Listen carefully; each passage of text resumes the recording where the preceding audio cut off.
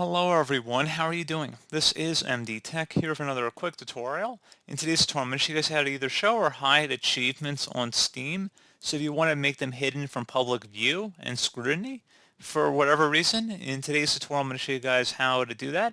And without further ado, let's go ahead and jump right into it. So we're going to start by selecting the Friends tab up at the top. And then you want to select Edit Profile Name / Avatar. Go ahead and open that up. And then you want to go scroll down near the bottom underneath Profile Preferences.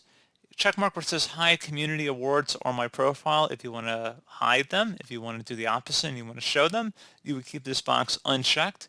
And then you would select Save. And that's all you have to do. So pretty straightforward process, guys. I do hope I was able to help you out. And I do look forward to catching you all in the next tutorial. Goodbye.